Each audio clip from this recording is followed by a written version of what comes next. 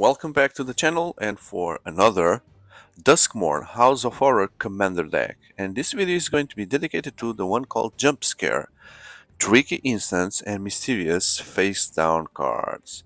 We'll have Zimone here as the commander, and Zimone, the mystery unraveler. Strixhaven mage student Zimone lends her genius level intellect to solving the ultimate riddle, escaping from Duskmourn impossible halls, and researching a thesis along the way.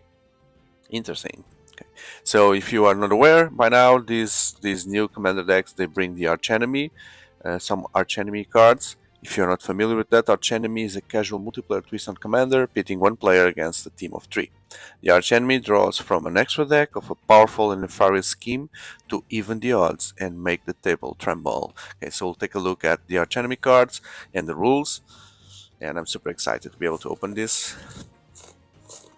I love when they bring some kind of variation, either planches, now Archenemies, and in the future, who knows. So let's see what is inside. Jump Scare. Okay, so nothing else. So in this bigger envelope you have the Archenemy cards. Then here you have another envelope. The deck is here with the manual. Don't forget to take this tokens out you'll need, and these two as well. Okay, so here inside the first envelope you have collectible booster sample. Let's see if I'm lucky today with this one. What good things wait for me here. Oh, Zimone! Zimone all questing. So Zimone again, but not as a commander version. Well, not the commander, the deck version, but another one. Very yellowish here. And a saw from an horror movie. Okay, done. Then by now, if you're a fan of these things, you know they have this cool deck box that you can assemble, fold. That's it. Okay.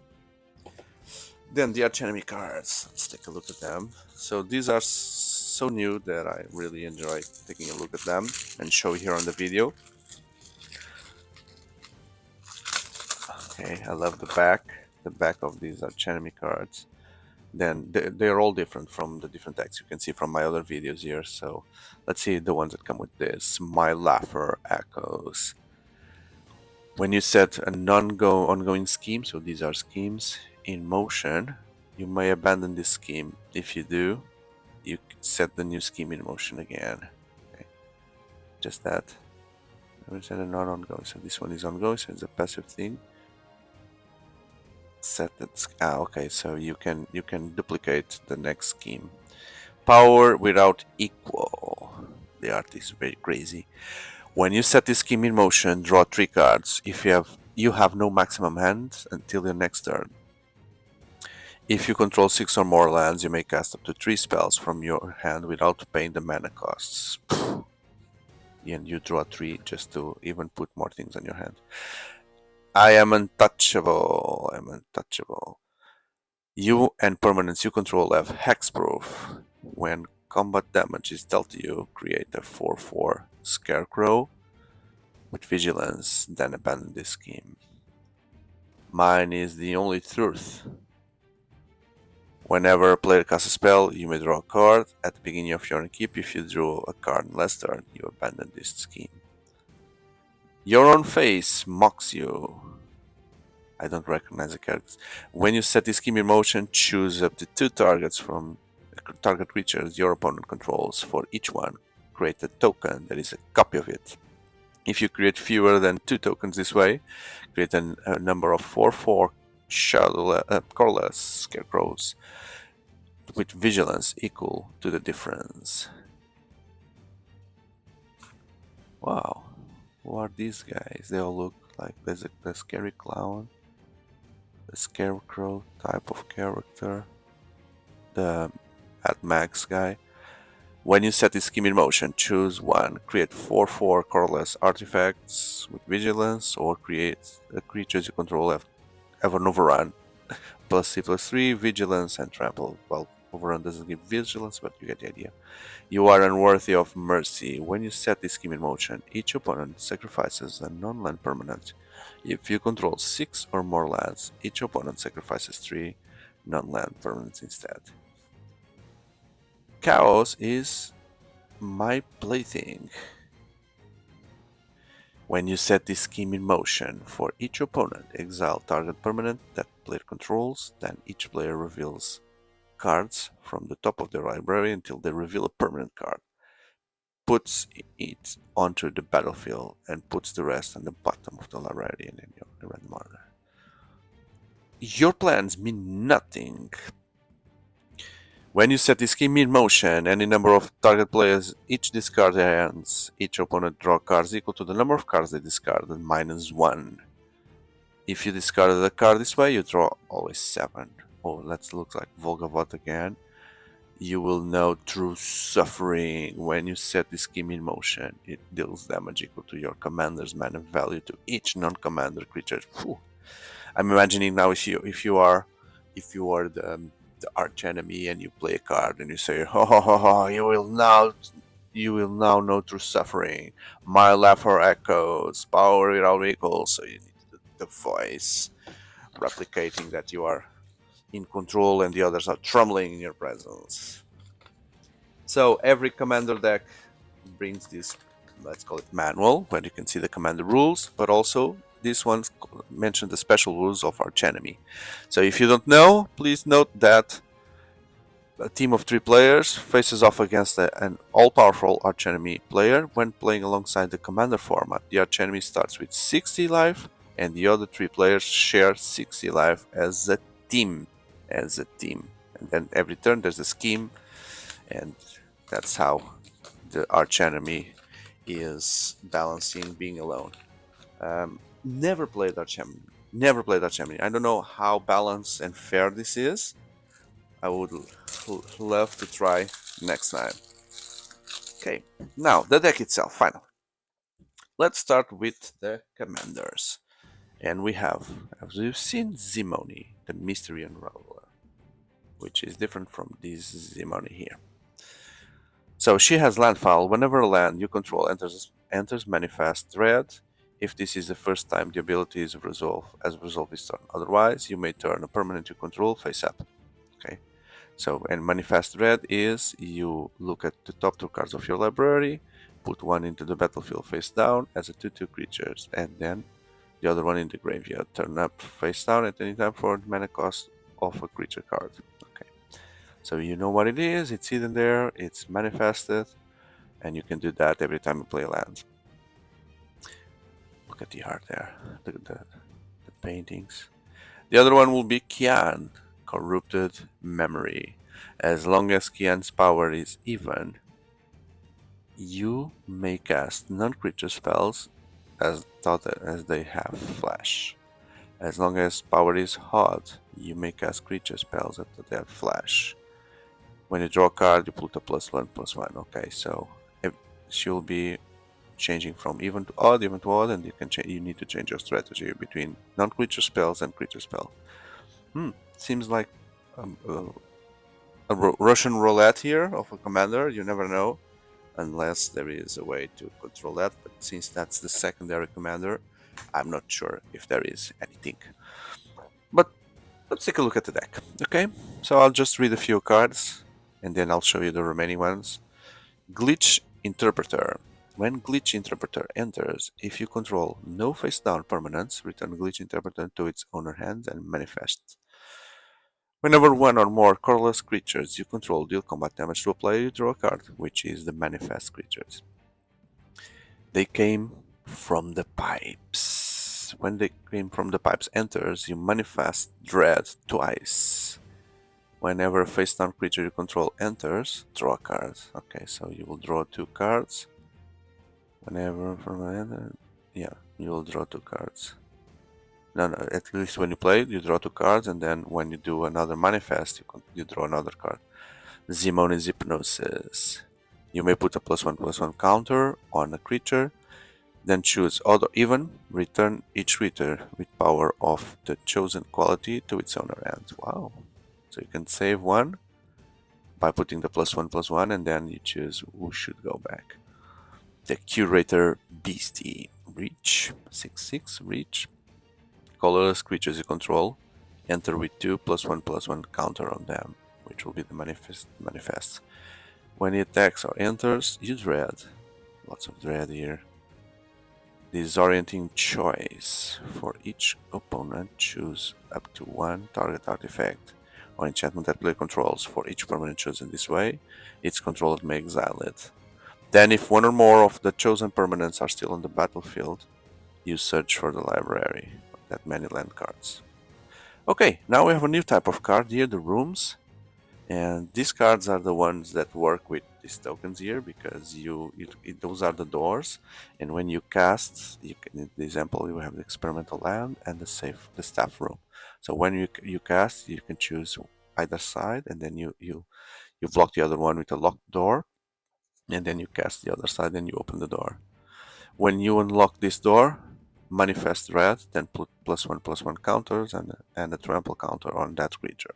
And the other side, you have whenever a creature you control deals combat damage to a player, turn that creature face up, or put a +1/+1 counter on it. So you don't need to pay the manifesting.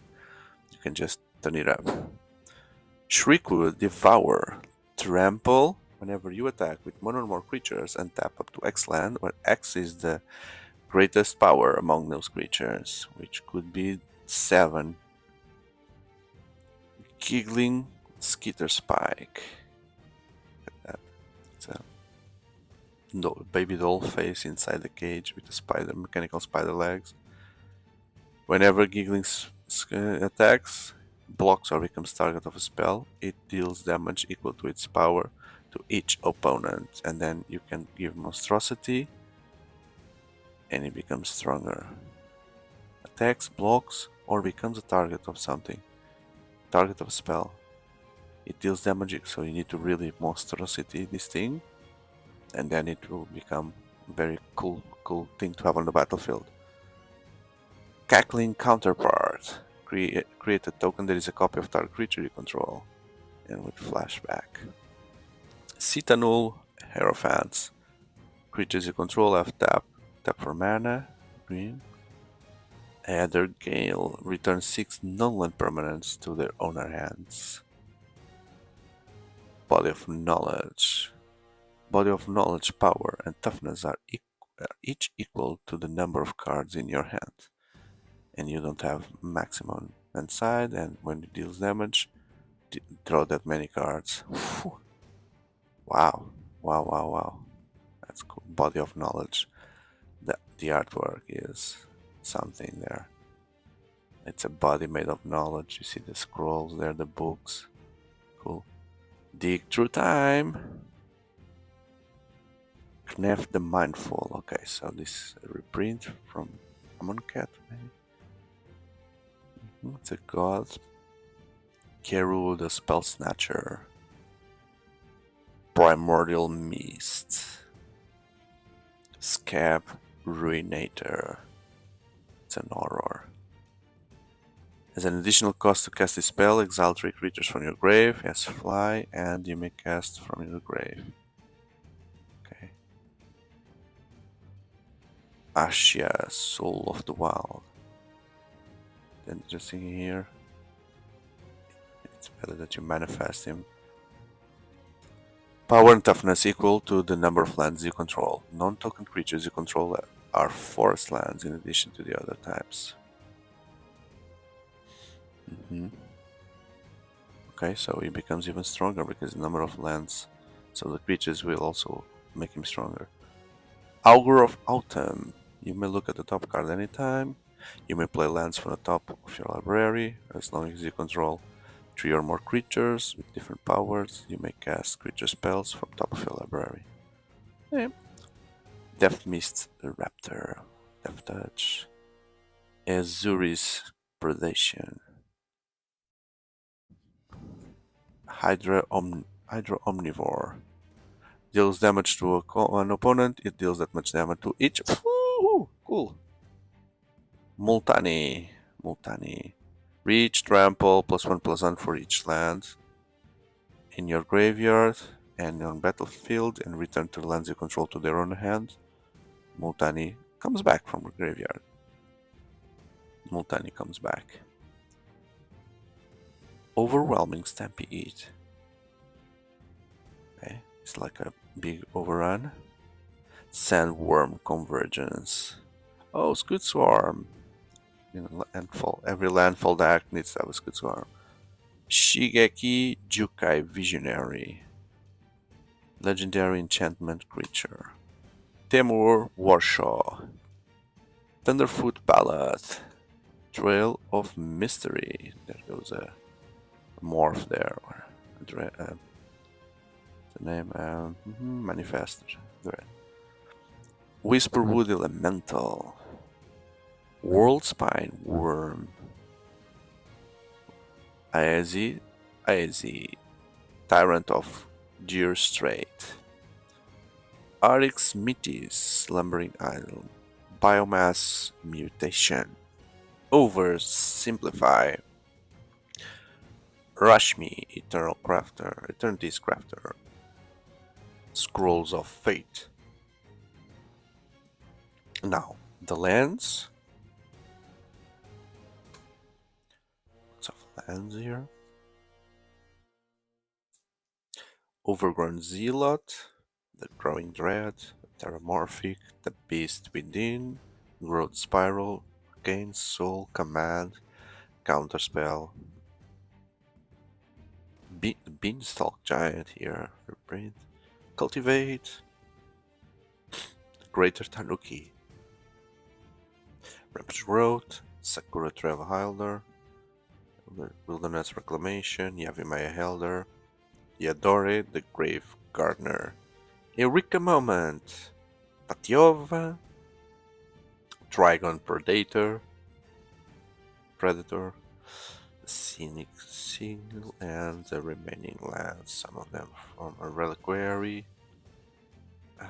Fatima False God, and then the basics. Let's see the Duskmourn basics because I haven't seen them. So yeah, the island looks like an aquarium in the house. And the flooded room here, a flooded living room, and we've seen the forest before, so it's like a aviary or inside garden. And it's like a forest with a walk and doors from the trees, or the trees emerge from the floor, the wooden floor of the house. Very crazy, very crazy. In terms of tokens, we have here insect, worms, Phyrexian beasts, worm, fractal, another beast, and the scarecrow insect, the manifest things that you put on top of the cards, another manifest and a fractal. That's it. What do you think? Seems like an interesting deck, the jump scare. I hope you have enjoyed. If so, don't forget to hit that like button to reflect that. And if you are into this kind of content, just a reminder that I have a playlist dedicated to Magic and Commander decks and other stuff. So I definitely invite you to take a look and see the remaining Duskmourn Commander decks and previous ones. But I also have content for all the major card games and board games in general. So definitely and truly believe that you'll find interesting content to consider subscribing, be part of this community for my next video. Thank you for watching until the end, and I hope to see you in the next one. Goodbye.